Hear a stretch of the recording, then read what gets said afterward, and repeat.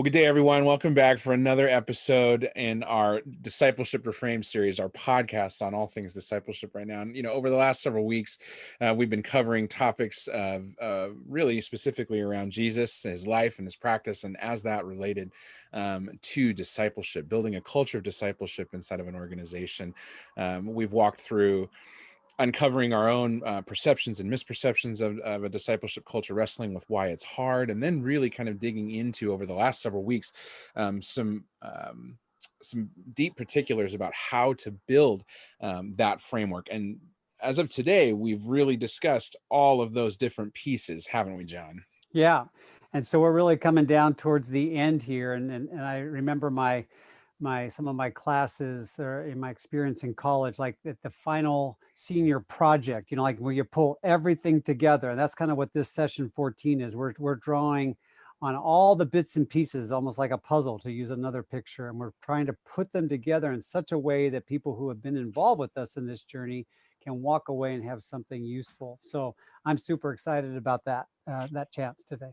Yeah, and today we have a good friend of ours, John Stolz. He's the senior pastor at Olympic View Baptist Church here in University Place, and John has taken some time to, as very much a brother with us in discipleship, and he'll share his journey with us a little bit later on. And actually, John, why don't you take a minute to discuss your friendship with him? And yeah, John's been a friend. We've been working, rubbing shoulders around our love for our community, around the desire to collaborate on behalf of what the Lord's doing or could do here in University Place. And John is a man who resonates with me and my weakness, and knowing that we need to pray together. That's been a common theme for us, John. And then I think, we just discovered, as we did this discipleship seminar with you at your church, probably this is where this whole seminar started, was that we tasted and did a beta test 4 or 5 years ago, and you guys were a part of it. And I discovered your passion for discipleship and your story that way. So this is no accident that you're joining us on this particular episode, where we're trying to bring it all together. So maybe, I think it's always good to hear a little bit about your own personal story. Welcome, John. Glad to have you. And part of our jumping in is just love to hear a little bit about how you got hooked on discipleship. Typically, people who are committed to discipleship and disciple making had an experience themselves first. So tell us briefly, introduce yourself, but tell us briefly about how you got hooked on being a disciple. All right. Well, first of all, thank you. It's humbling to be asked to be on this thing. I know the quality of your program has just gone down a bit now that I'm on here. So I hope the two of you can really, make up the difference. Well, your stipend will reflect that, John. We'll put that in the stipend adjustment. All right. Sounds good. I might end up paying you. So yeah, I think you're absolutely right, John, and that is, people, I found that same thing to be true. People who are committed to discipleship have had some kind of an experience in their background. And I had the fortunate privilege of having an associate pastor at the church I was serving in in a volunteer role in the youth ministry. The associate pastor was absolutely committed to disciple making and took me under his wing and discipled me for a number of years. And in fact, it was in that relationship that I really began to feel God's call on my life for ministry. And the thing that I found out, I was 23, 24 at the time.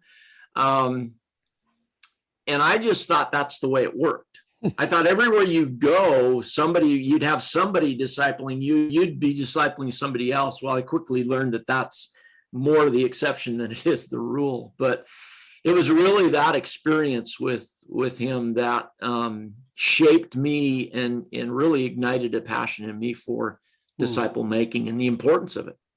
And so, John, you went on from there. You said you sensed a call to ministry, and you particularly, when you're 23 years old, typically the next step is youth ministry, right?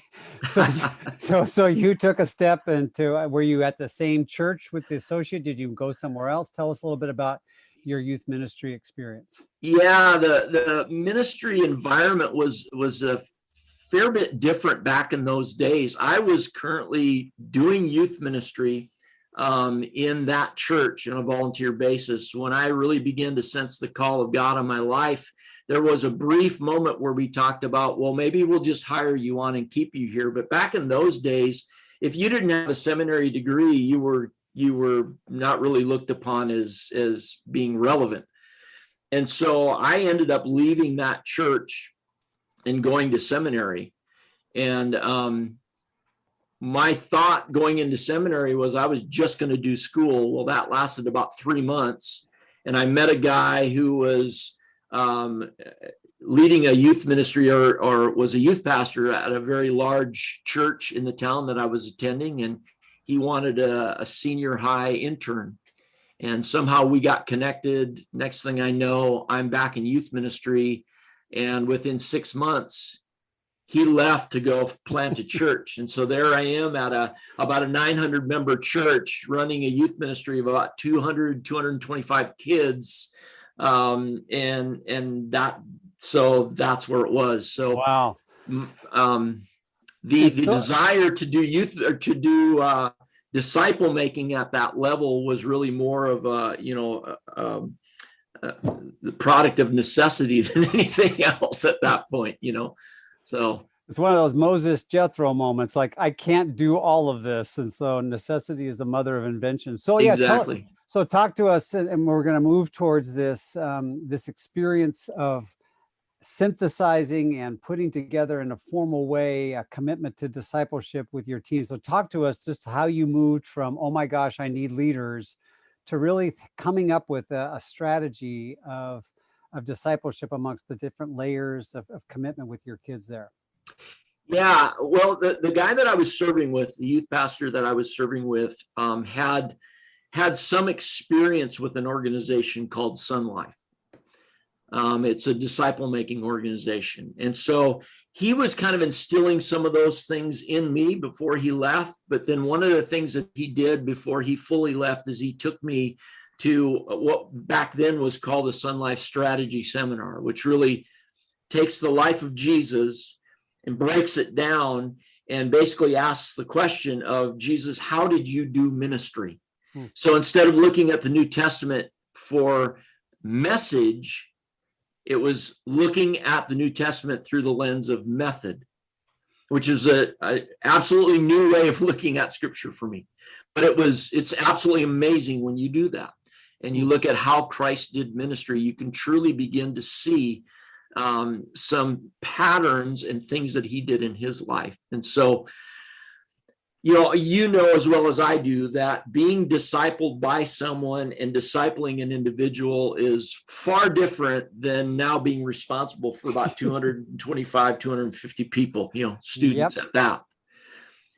So I knew I wanted to disciple, but I wasn't quite sure, how does this look on a grander scale than what I'm doing, especially when it would be great if you started out in ministry with, everybody at the same level spiritually, but that never happens. You've got people all over the map, all over the grid in terms of where they are in their spiritual journey. And so you're needing to develop leaders, but you're also needing to, disciple, people. And so, what we ended up doing, long story short, is we ended up asking ourselves, what does a disciple look like? And it's amazing to me, even asking people in ministry, pastor friends of mine, I'd say, what is a disciple? And they would just give me kind of a blank stare, like, well, it was hard to answer. And it was even hard for me to answer back in those days. So we sat down. Some of my adult leaders and I sat down and pored over the Gospels with the question of, what is a disciple? Because if we're supposed to make disciples, it'd probably be a good idea to know what they look like. Well, starting with the end in mind, right? I mean, exactly. This is what athletic teams do, or vocal groups or whatever. They have some sense of what this music should sound like when it's played well, right? Exactly. And that's what we did. We had to ask that question first. And so once we determined, we came up with, back in those days, I think it was 5 different characteristics of what we considered a follower of Jesus, a committed follower of Jesus, these are the characteristics that they would exhibit in their lives. And, there was, I don't think I'm going to remember all these. That was like 30 years ago, but there was a hunger for the word, a hunger for God, a hunger for the lost, a hunger for God's community or family, I think it was. And then I'm missing one, but we had like 5 of these characteristics. And we thought, you know what, if we had these characteristics, if we could really build these into a student, we feel like we've done pretty well.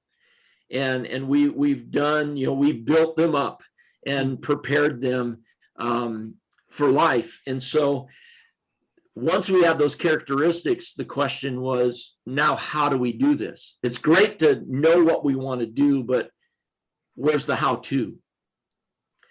So we took every one of those characteristics and we wrote what was called a description or a definition and how we measured those things. So in other words, we tried to answer the question, this is what it looks like in the life of somebody who's really living this out.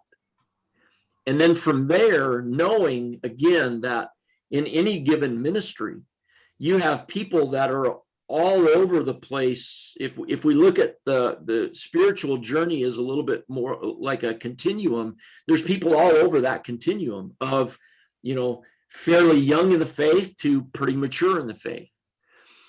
And so the challenge was to create an environment that was conducive to producing disciples. And so we sat down with those characteristics and we began to say, okay, if someone is a pre-Christ follower, which we had in our youth ministry and we have in our churches, we oftentimes don't identify them, but they're there. What are the knowledge? What's the knowledge, the skills, the attitudes, and the relationships that we can help build in them that is going to move them from being a pre-Christ follower to a follower of Jesus? And John, did you do that for each of the characteristics? So for example, if one of the characteristics was hunger for the word, then you would ask, what are the things they need to know? What are the things they might need to be able to do, etc., all 4 of those categories in order to have a greater hunger and knowledge of God's word? Is that the idea? Absolutely. We did it for every one of those characteristics. And then we did it for the 4, kind of what we saw was the 4 major breaks of the spiritual journey. And that is pre-Christ follower, growing believer, worker, we called them, but some people would say ministry level person, and then multiplier or shepherd. You could say that as well.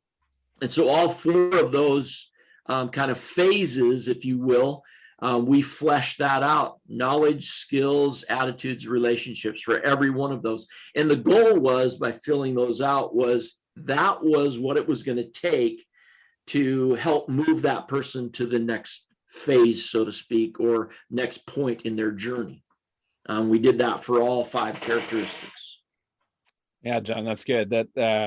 So you're creating something that seems to be holistic in the sense of it, the stages that take a disciple from at least beginning, all the way through multiple layers of head, heart, and hands, as we might use it on our end, to really, grab the holistic development of the disciple. So once you came up with the document, how did you begin to start fleshing this out in real time, with the group? Well, we punched it with a 3-ring binder and we put it in a binder and shoved it on the shelf. No, we did not do that at all. What that ultimately gave us was a roadmap. It really, so we could look at that growing believer piece. And what we tried to do in our youth ministry is we had a 7-year rotating curriculum. So we said in 7 years, because as somebody coming into the youth ministry in 6th grade, graduating at 12th grade, we had that many years to work with those students. And so We knew exactly what we were going to be teaching that group of students as they were coming through. Why? Because that document told us what we were going to be doing. So then it was just a matter of either creating our own curriculum or finding a piece of curriculum that fit that one piece that we needed for Heart for God or Heart for the Lost or whatever. And it then became, we knew what we were doing, why we were doing it, and when we were doing it for any time in our youth ministry. And it was invaluable. The work going into it to create the document was a lot of work. But once it was done, we sailed, and we knew exactly what we were doing with these students. And it directed our outreach events. Because why? Because we knew what we wanted to do and help pre-Christians to develop in their lives. We had a group of students that every year I would put together what was called the student ministry team. And it was open to everyone, but they had to fill out an application. They had to go through an interview process. It was really for students who were looking for more. And so we tried to provide that for them. And so a lot of it was equipping. We went into equipping phase with them where we taught them how to lead someone to Christ, gave them opportunities to do that. We got very specific on how to become a self-feeder in terms of studying the word and those kinds of things. In many ways, it's not unlike, I think, what Kingdom Story does with the students that they're working with. I think you get a little bit more extensive than we did, but it's similar in that regard, where we're really equipping them.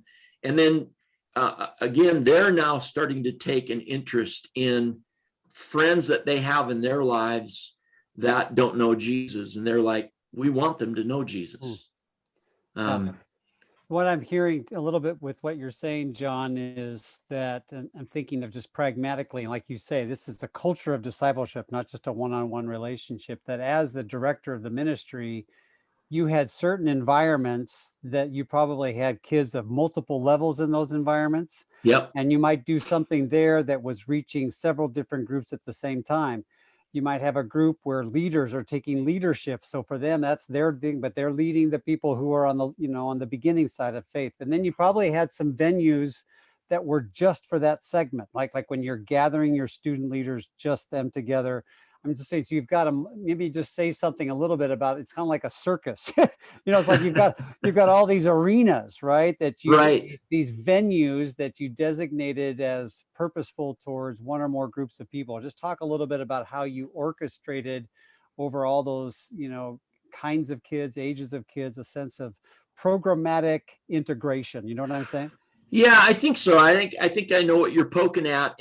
And what we did is we very unapologetically, we said, no matter what we're doing, whether it was on a Sunday morning or whether it was on a Wednesday night or whether it was on some other type of event, we knew exactly who we were trying to communicate with. So we knew on a Sunday morning, we were squarely aiming at the growing believer.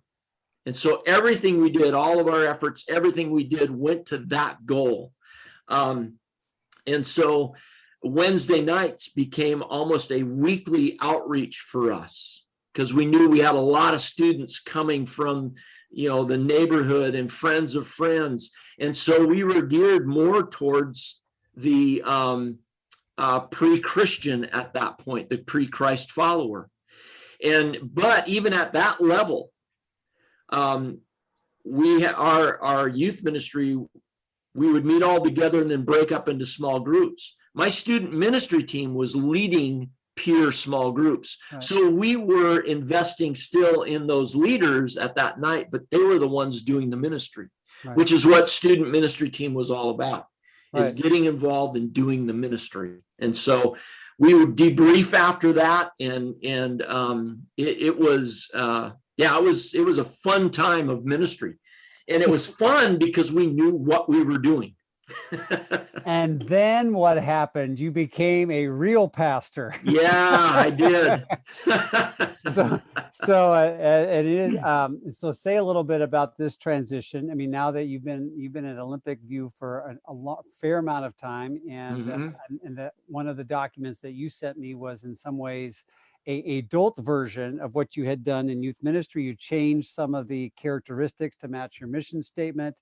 Right. But you did roughly the same process there. And why don't you just kind of overlay your story about youth ministry with what's happened, with an adult congregation? Okay. Well, first of all, I'll say it's a way different animal, adult ministry, than student ministry. It is a way different animal.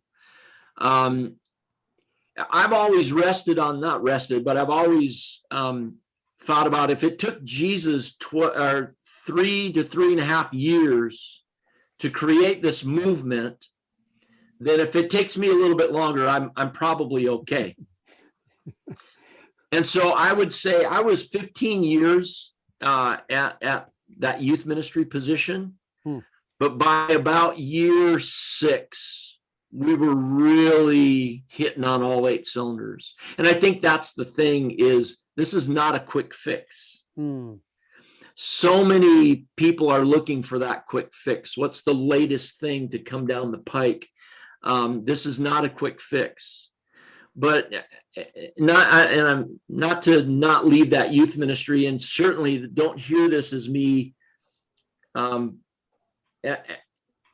patting myself on the back. That's not at all. It was all God. But because of that environment of disciple making, I look back on those 15 years.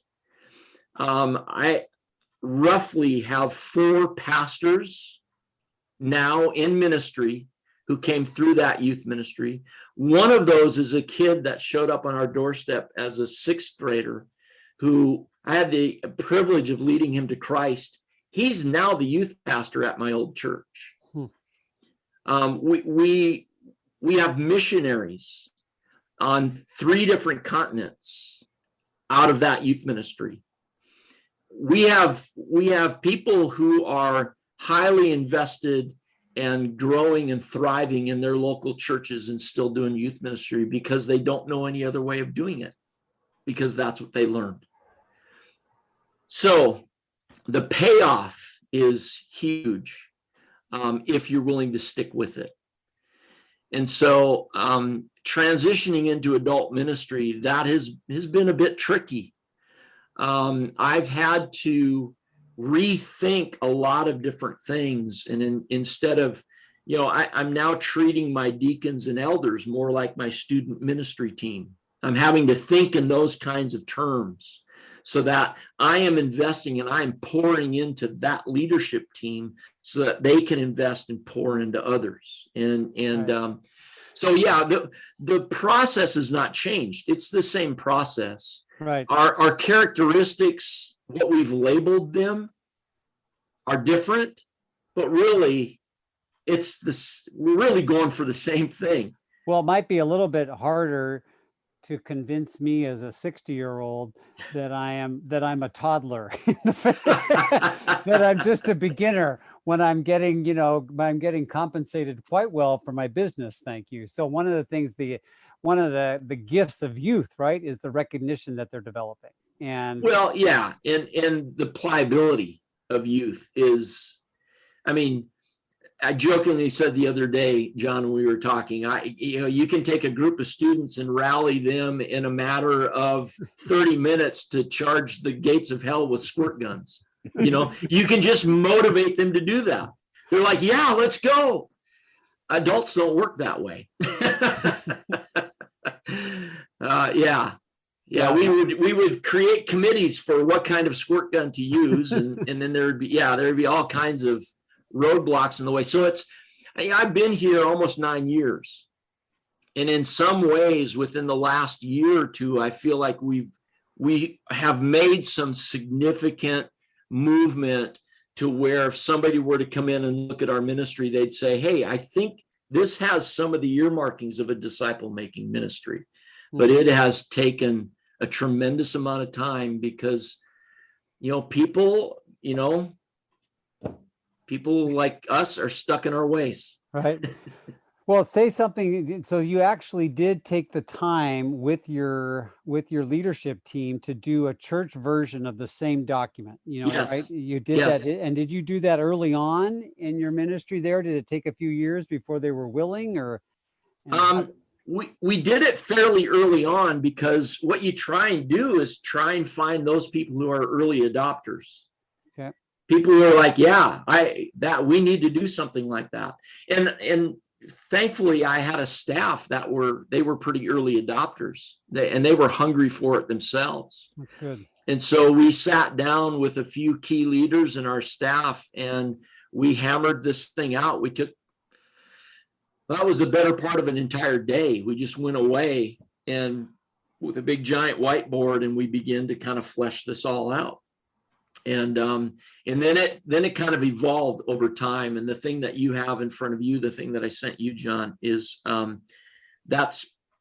think that came into the form that it's in about, I'd say 4 or 5 years ago.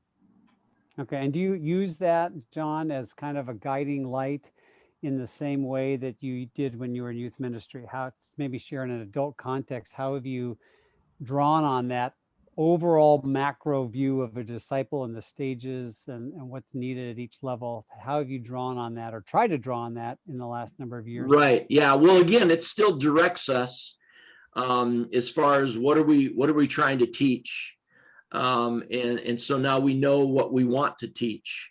And we have a little bit of a unique setting here. I don't know of anybody else who's doing this, but I've found that as we've implemented this, that it's a lot easier to find children's curriculum for our children that matches where we want to go.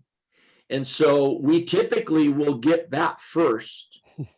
And then I build sermons off of that children's curriculum for our adults. And the reason we want to do that is we want all of our folks in our church, from children on up to, 0 to 99, we want them to be talking about having the same conversation all week long. Interesting. On a particular topic. So you're integrating at multiple levels, everything from stages, but you're also integrating your departments. So there's some sense that this is not a silo thing, John. There's so the youth department's talking to the children's department, so in some ways you're indirectly supporting households and families, right, to have common experiences. And yeah, the goal is to have people hopefully sitting around the dinner table, if people still do that these days, but sitting around the dinner table having conversation about what we've talked about this week at church. And it's Sunday and Wednesday and Monday, and that was the goal, even down to our small groups. So yeah, you might say, I'd love to follow up on that last thought, because you and I have talked about this. You have designated certain key parts, vehicles of your church to represent and certain aspects and spheres of discipleship, outcomes. So we've talked about head, heart, and habits, hands, in our ministry. And you've talked a little bit about how you've designated your church service has a strength, towards the heart. Right. Yep. That your Sunday school towards the head, and then your small group towards the hands. Can you just say a little bit more about that, about, again, the integrative piece, about how that, in some ways, how that chart, how that big vision framework is translating into the integrated, programs of your church? Yeah, well, and you did a pretty good job of explaining it. And we did steal those terms from you, so I probably will need to pay you something after we're done here. But we really, when we did that seminar with you, John, back a number of years ago, we kind of fell in love with that concept of head, heart, and hands. And so in our Sunday school, whether it's children or adults, our focus is really head. We really dig into the passage. We are looking to gather knowledge out of that. And then in our worship time, Sunday morning worship time, our focus is heart. Now, we've studied this truth Now, how are we inspired by this truth? And what are we going to do about that? And so we usually we try to give application in terms of that heart application at the end of a worship service that they can then take to their small groups that meet in their homes and say, okay, now what do we do with this as a small group? What does this look like in our lives? How are we living this out? And how will we challenge each other to live this out? And how will we keep each other accountable? That's the biggest and I would say the most difficult, and you probably would say that's true in your experience as well. The most difficult thing to do is get people to agree to accountability relationships in their lives. Yeah. But if you get that, it makes all the difference. Well, and how much more chance you have towards that if people have common knowledge, the head, the knowing, like you mentioned. You have the heart, where again, that's desire is critical. The heart and the attitudes that get affected and the inspiration, and then that leads you to want to do something. You talked about skills, we talked about hands, and if you have a Bible study on Sunday morning and the Sunday school on prayer, and you preach, on marriage, and your small group is doing a series on finances, the chances of there being some sense of alignment. So here, where as a team, I can just imagine you're picking, this is what we are in this season of our church. This is our goal. This moves us towards our framework and towards our outcomes. It's important enough that let's do it in an integrated way that has the maximum chance to move towards becoming more like Jesus. Is that absolutely fair? Absolutely. And one of the things you mentioned it earlier about the family aspect of it, we're huge believers in in terms of families. Parents are the number one disciplers of their children. And for years, children have been handed off to the church as the primary discipler. And we don't apologize when we say, listen, we partner with you in discipling your kids, but you are the primary discipler. And so the way we were able to hopefully get that into the hands of parents is if we are teaching all the same thing from grade preschool all the way up. And that gives them then, and our children's pastor will send home discussion sheets with parents to say, here's some talking points for you in the next week as you sit around the dinner table or you're in your living room, and here's some points. Yeah, thank you for all that, John. I had just been sitting here thinking about a question for this. Is you've mentioned, that this took some time. It took a while, 6 years to really get into firing on all 8 cylinders with your youth ministry. It's taken some time to get into a place of feeling comfortable with stuff here at Olympic View. So you're committed to this idea of integration and this holistic development. My question to you is what do you identify for you as your kind of greatest temptation to want to not do that and to maybe go to something a little bit more easier? Well, you said it. I mean, the temptation is to do something easier. The temptation is to do something that is, maybe popular or more culturally relevant. I think that's the temptation. Is even in our style to be a bit more attractional. We understand that the way we're set up, it's not necessarily easy for somebody new coming in to just kind of adopt and roll with it. We have to work harder at that. And we have to make sure people can get up to speed as much as they can. But I just was sitting with my chairman of my elder board today, just an hour and a half ago. And we talked about continuing to move down this path of having a disciple-making ministry and context. And I said, listen, if the elders were ever to come to a point where they say, John, we think we need to become more culturally relevant and we need to be a little bit more attractional in our model, I said, that's the day I'm done. I can't go there. I can't go there. Yeah. I think that, as we're coming towards, our wrapping up, what strikes me is is the advantages that Jesus had, in terms of the culture he grew, he was a part of was community-based instead of individualistic. Yeah. It was local instead of urban and far apart. It was integrated instead of separated. The power of media today and distraction, and I think that, and the other thing that also we have to be honest is that Jesus never was a pastor of a church. Right. Yeah. He always had the advantage of 12 and he lived with them. And so how do we translate the method of Jesus, in the context of today? I think is part of the why we've done this discipleship reframed. We need to take a real look at that. And so again, what I think you've done by building a team and identifying the end goal, some key characteristics, and how those characteristics, again, not as a formula, but as a guide to say, how does that grow over time in stages in a holistic way, not just the head, but the heart and the hands, is a way to discipline ourselves, not to, as Brandon said, to go, was referring the easy way, as you were saying, like what is temptation, and to slip into the big church mentality, the consumer mentality, the Christendom mentality that everybody's kind of a Christian. Do they really need to grow?